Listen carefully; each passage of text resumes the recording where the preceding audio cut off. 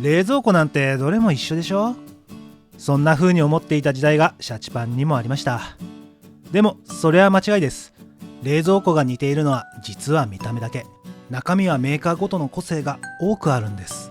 今回は大手5社の特徴や評判、今年の進化点をまとめてきました。長尺となってしまいましたが、動画5、6本分の内容をこの1本の動画にまとめてきましたので、ぜひ自分に合った冷蔵庫を見つけていってくださいね。それではやっていきましょう。はじめに冷蔵庫の選び方について。冷蔵庫は本当に数が多いです。ここで少しでも候補を絞っておくといいでしょう。まずは大きさ。冷蔵庫の大きさの目安はご覧のような式で表されます。計算するとこのようになります。最近はライフスタイルの変化や物価高騰により食品のまとめ買いや作り置きが増加し、大容量のニーズが高まっています。なお300リットル台の小型モデルは断熱性能の違いにより大型モデルより実は電力を食います。ざっくり年間1000から2000円違うので、迷ったら大型を選択されるといいでしょう。次に中段スペース。真ん中の中段スペースは野菜室、冷凍庫どっちがいいかという内容です。中段スペースは腰の位置にあるのでかがむ必要がなく出し入れが楽です。野菜を料理によく使う方は野菜室を、まとめ買いをしたり冷凍食品をよくストックされる方は冷凍庫を持ってくるといいかと思います。最後にドア。フレンチドアタイプと片側ドアタイプがあります。500リットル以上のモデルですと幅も65センチ以上となり、フレンチドアが多くなります。フレンチドアは狭い通路でもドアが短い分開けやすいです。また飲み物を取るだけならドアを片方だけ開ければよく、庫内の冷気が保たれ省電力です。一方デメリットは壁際に設置すると片側のドアが壁に当たり全開にできないこと。大きなものを出し入れする際は結局両方のドアを開ける必要があること。ドアを中央から開く分ドアポケットが実は小さいことが多いことです。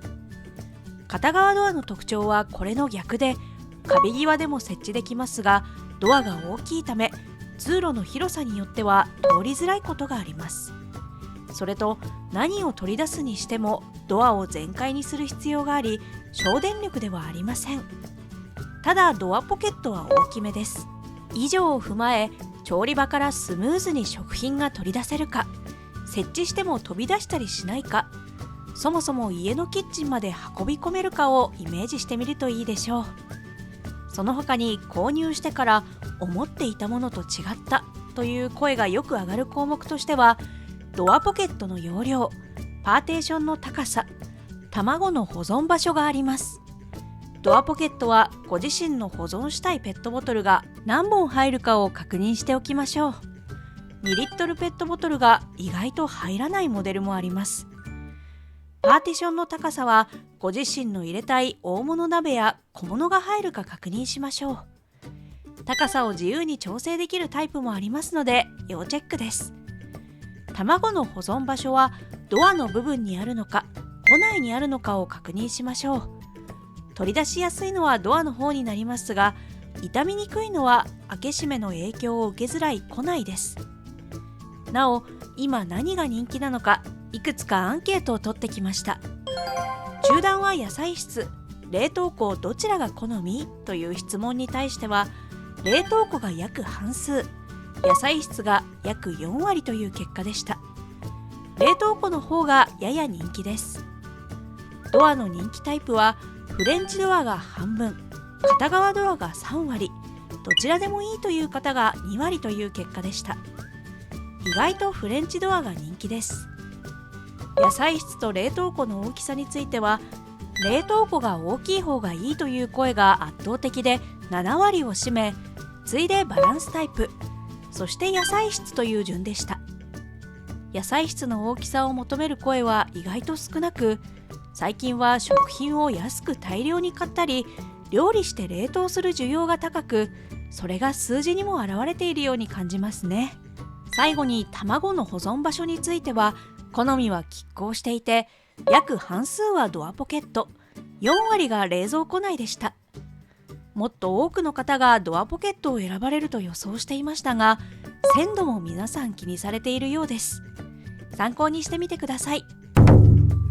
それでは早速、大手5社、三菱電機、パナソニック、東芝、日立、シャープの比較をしていきましょう。なお、事前に現時点で冷蔵庫を購入するとしたらどこのメーカーのものを買いますかという題材でアンケートを取ったところ、結果はこのようになり、三菱電機が最も人気があり、次いでパナソニック、そして大きく離され東芝、日立という順でした。昨年のデータと比較すると少し動きがあり、三菱電機は人気をさらに伸ばした分、日立が大きく落ち、東芝と順位が入れ替わった結果となりました。多くの投票、皆さんいつもありがとうございます。皆さん一人一人のご投票、いつも参考になっています。さて、話を戻して400リットル以上の上位機種を基準に各社の特徴を解説していきます。まずはチルド。一般的なチルドは冷蔵庫よりも低温な0度から3度帯で食品を保存し、食材が凍らない温度でキープします。肉や魚は普通に冷蔵庫に保存すると変色し鮮度が落ちやすく、かといって冷凍しても解凍時ドリップが出て味が落ちるからです。現在では一般的なチルドよりも低いマイナス温度帯での保存がトレンドで、食材が凍らないギリギリラインを攻めるのが主流となっています。この分野は2010年代後半に流行り、各社がこぞって力を入れていましたが、今ではそこまで変化がないのが現状です。三菱電機のチルドは氷点下ストッカー。氷点下なのに凍らない過冷却現象を利用した保存方法で、三菱電機の特許技術です。マイナス3から0度で保存し、塊肉であれば10日、魚であれば5日間保存できます。さらに三菱のチルドは2段構成となっており、上段の方は0度保存のいわゆる普通のチルドです。上段には凍らせると味が落ちるチーズやヨーグルトなどの乳製品や納豆やキムチなどの発酵食品を、下段には鮮度が落ちやすい肉や魚と使い分けることができるのも嬉しいポイントです。続いてパナソニックの微凍結パーシャル。マイナス3度で肉や魚の食品表面だけを凍らせ、酸化を抑えて保存する方法です。肉は14日、ひき肉は10日、魚であれば7日保存できます。中でもこの14日は他社と比較しても長く優れています。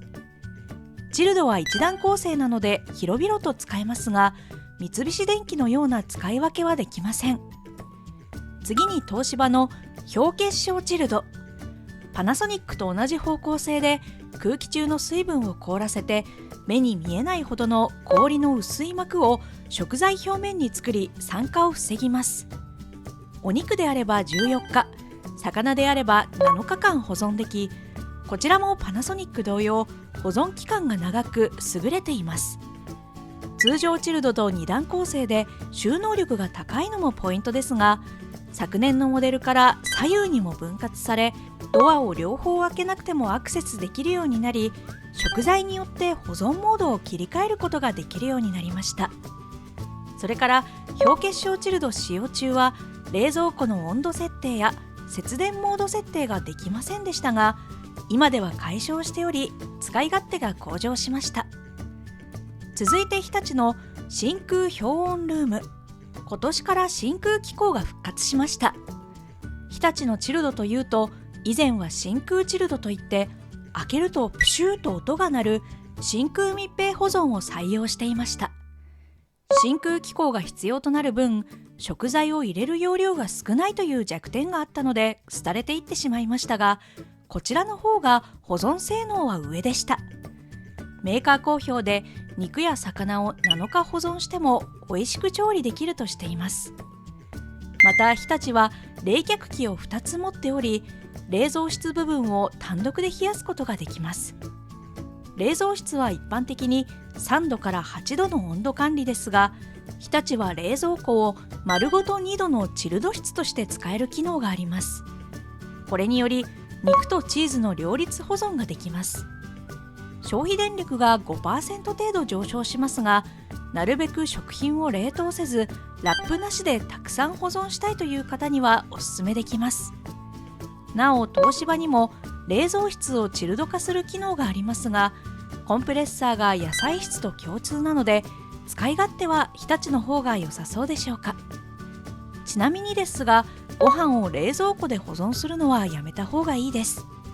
でんぷんが老化し硬くなり味も落ちるからです。素直に冷凍した方がいいでしょう。次にシャープの作り置きルーム。他社にもあった2段構成で、下段は0度以下のチルド、魚であれば7日、肉であれば12日間保存できるとしています。一方上段は一般的なチルド、凍ってほしくないチーズやハムはこちらを使うといいでしょう。食品に合わせて使い分けできる構成です。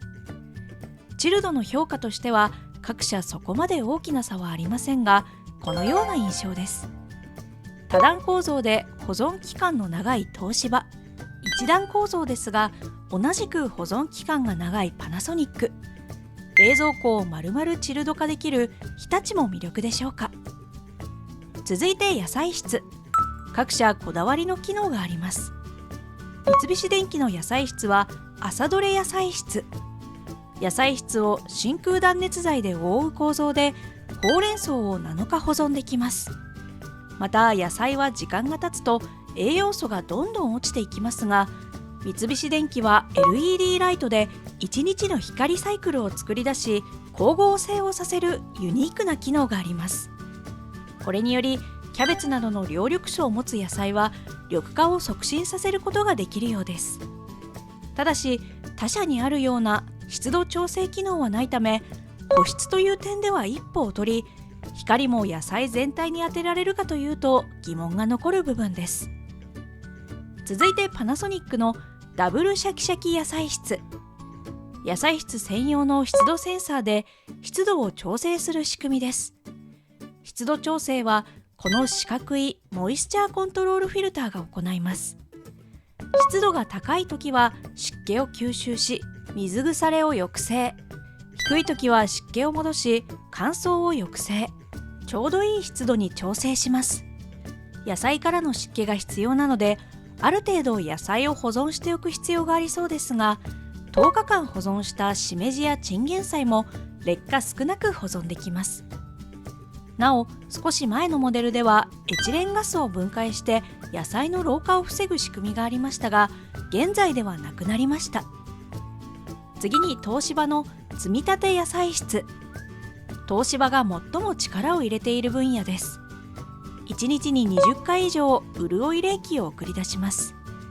湿度は他社を凌駕する驚異の 95% 以上。10日間保存したチンゲン菜の乾燥もだいぶ抑えられているように見えます。野菜室が広めなのも嬉しいポイントで、口コミでも野菜室に関して好意的な意見が寄せられていました。また野菜から常に出ているエチレンガスも分解します。エチレンガスは野菜を老化させるので、野菜や果物の輸送においても濃度を管理していることが多く、効果は期待できるでしょう。続いて日立の新鮮スリープ野菜室。こちらも東芝と同様、湿度を保ちながらエチレンガスを分解、炭酸ガス濃度を高めることで野菜を眠らせるように保存します。10日間保存したほうれん草も乾燥が抑えられます。ただ構造上、恩恵を十分得られるのは下段奥のエリアとなりそうなことには注意が必要です。なお野菜の老化を進めるエチレンガスですが、果物に対しては成熟を促す働きがあります。例えばリンゴとバナナを一緒に保存すると、エチレンガスによりバナナが早く熟したりするので、成熟を期待する果物は野菜と一緒に保存しない方がいいでしょう。次にシャープの雪下シャキッと野菜室。雪国では野菜を雪の下に置き保存することで野菜の甘みをアップさせています。蓋の下を雪下に近い状態に再現することで鮮度を保つ仕組みです。他社のように2リットルペットボトルを立てて収納することは難しく、野菜室は小さめですが鮮度維持は検討しています。野菜室の評価としてはこのようになります。東芝が最も優れており、次いでパナソニックの評判がいい印象だったでしょうか。次に冷凍室。三菱電機の切れちゃう旬冷凍は冷凍室の機能ではなく専用個室の機能ですが、同社最大の特徴です。マイナス7度までゆっくり冷やした水を冷やしたお皿に注ぐと、その刺激だけで瞬時に水が凍っていきます。これは自然界でも起きている現象です。切れちゃう旬冷凍は食品をゆっくり冷やし、芯まで冷えたら瞬時に凍らせ細胞破壊を抑えています。これにより冷凍ひき肉をそのまま切ることができたり、冷凍切り身も剥がせたり、冷凍ミートソースもすくって使うことができます。ただブロック肉や水分の多いものは硬くて切れないという意見もありましたので、何でも切れるというわけではなさそうです。炊きたてのご飯も熱いまま入れることができます。また今期のモデルよりできちゃう V 冷凍の使い勝手が強化されました。この機能は余った野菜をカットし袋に入れ冷凍保存することで、必要な時に取り出しそのまま手で砕き使うことができる機能です。通常冷凍はおおむねマイナス18度設定ですが、一時的にマイナス25度まで下げることで実現しています。昨年からの進化点としては、対象野菜が増えた点、冷凍室上段以外のエリアにも対応した点、野菜を砕く前にボタン操作を行い 2,30 分待つ必要がありましたが、生活パターンを学習しいつでも取り出すことができるようになった点です。続いてパナソニックの馬盛り保存。冷凍室はマイナス18度以下で保存するのが原則ですが、開閉時に温度が上昇し霜付きが起きます。霜は食材から逃げた水分が凍結したもので、美味しさが損なわれています。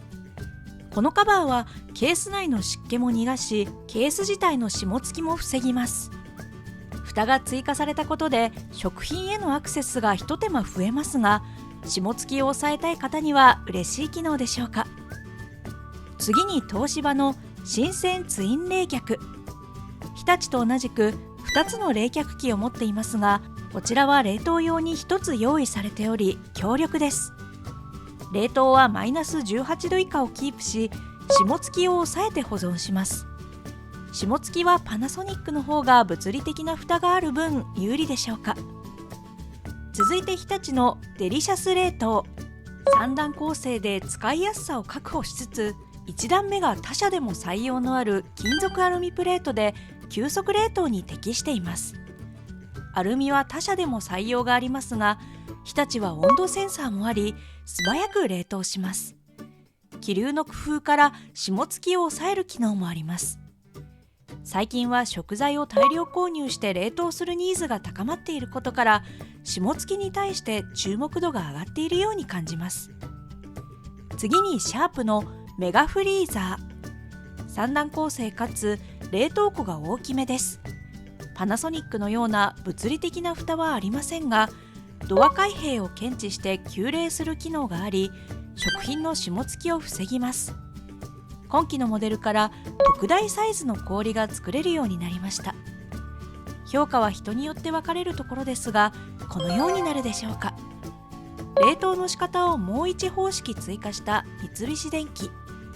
口コミでも好評だったパナソニック。物理的な広さで勝負しているシャープが優勢でしょうか。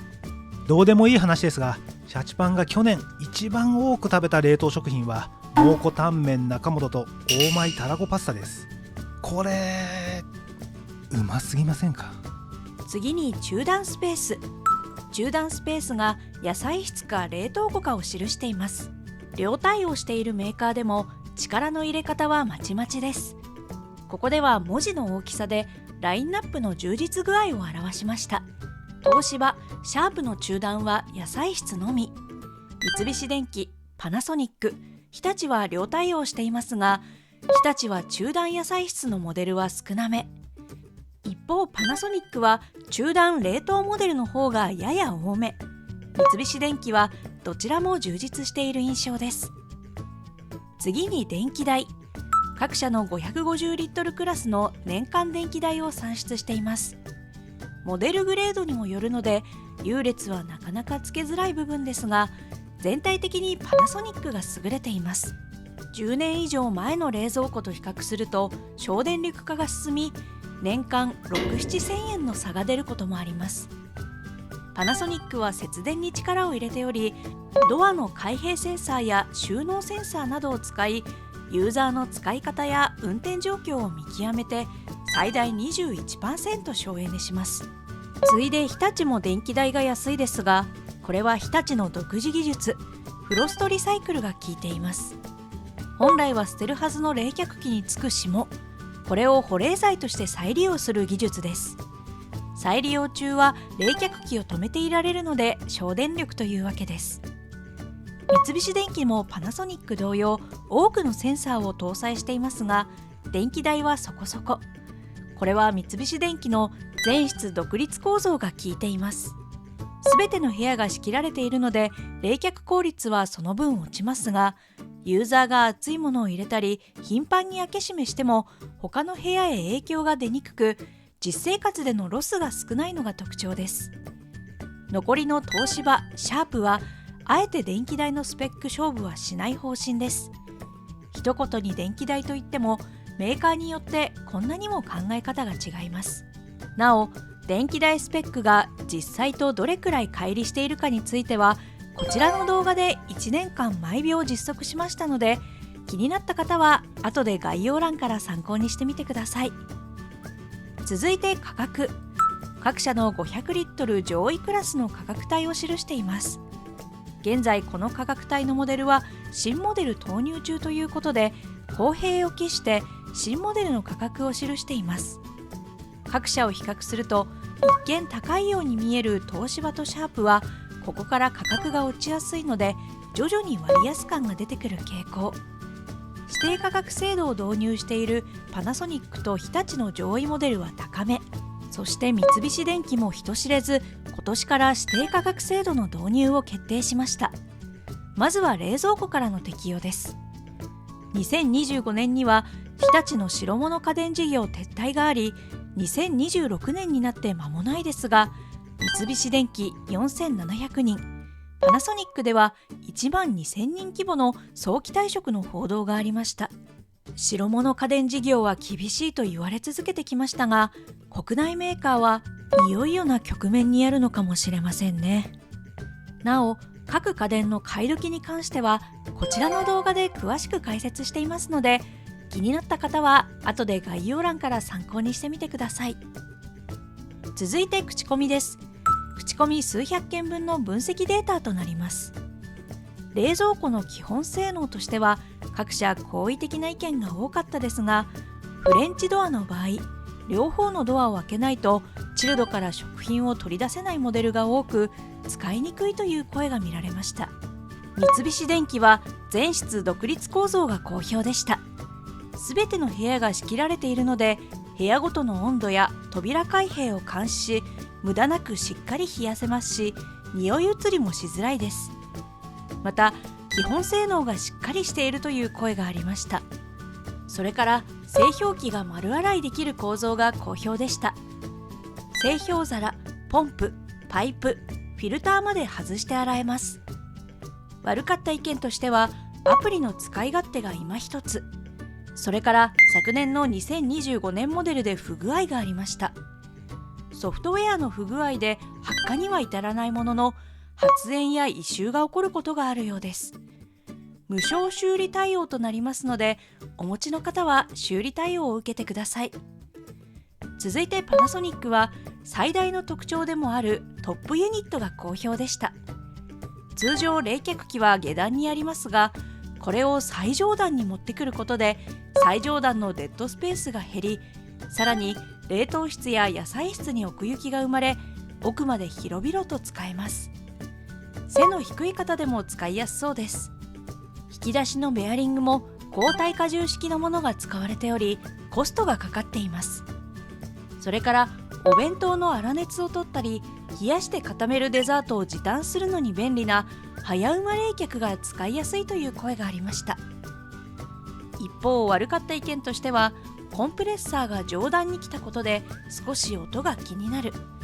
それからチルドが1段構成で広々と使えますが、2段チルドにして使い分けたいという声が少数ありました。次に東芝です。最大の特徴である野菜室が好評でした。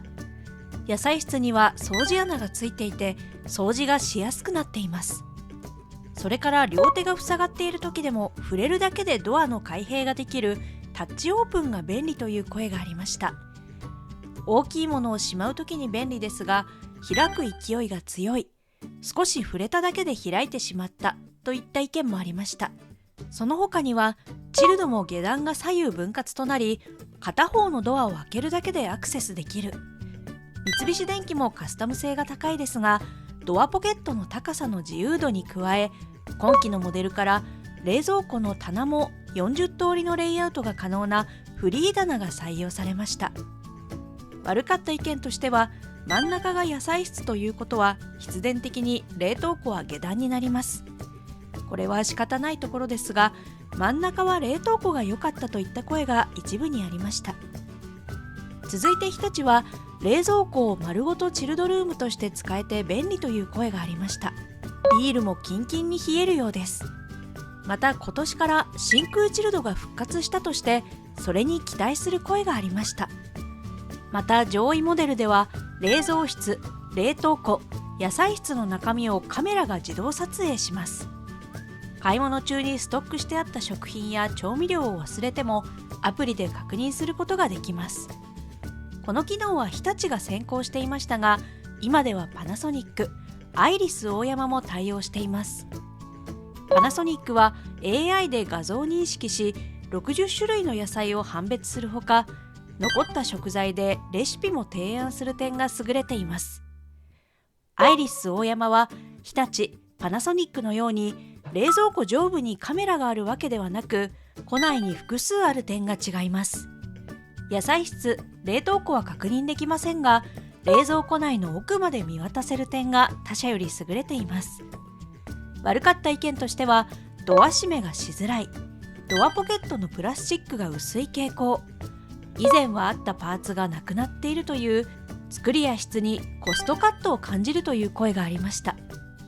ただ日立は質感よりも少しでも薄く作って1リットルでも容量を伸ばすといった方向に舵取りしているという見方もできそうです。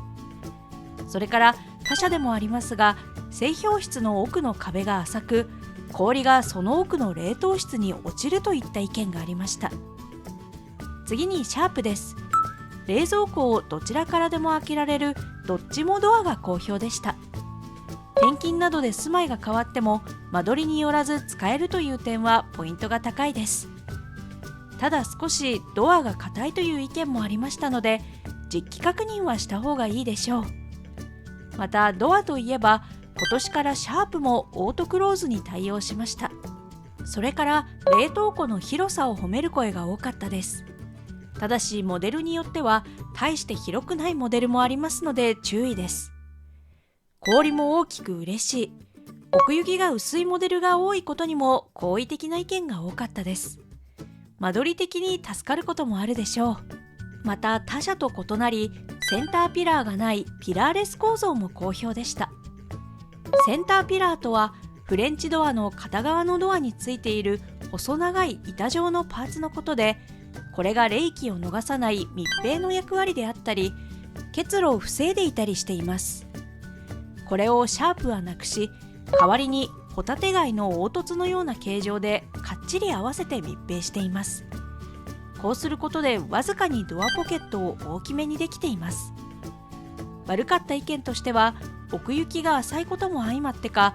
食品を入れづらい、省エネをもう少し頑張ってほしいという声がありました。最後に満足度です。これは現モデルから1個前のモデルまでを対象とした5点満点の満足度平均点数です。過去集計した結果からもどう推移したか見てみましょう。横軸が時間軸、縦軸が満足度点数、過去5年分のデータです。今年は少しメーカー間の差が縮まったでしょうか。昨年からの動きとしては、長年首位を走っていた三菱電機が下落、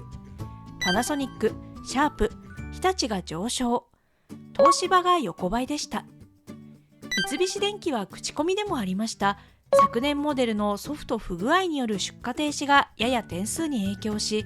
今年はパナソニックに首位を譲りました。一方、日立の機能はいいものの、総合的にはやや他メーカーに見劣りする結果となりました。参考にしてみてください。下方まとめ。食材によって冷凍を使い分け、上手に料理、そんな冷凍魔術師になってみたい方は三菱電機。冷蔵庫を丸ごとチルド化してラップなしの日常を送りたい方は日立。新鮮な野菜で身も心も草食獣になりたい方は東芝。奥行きを抑えて冷凍食品を溜め込みたい方はシャープ。バランスが良く使いやすさと省電力に魅力を感じた方はパナソニックが候補でしょうか。本機をお持ちの方でご意見や使用感などもしございましたら、ぜひコメント欄にいただければなと思います。それでは今回はこの辺で、次回の動画でまたお会いしましょう。チャンネル登録、高評価よろしくお願いします。また見てくださいね。また見てね。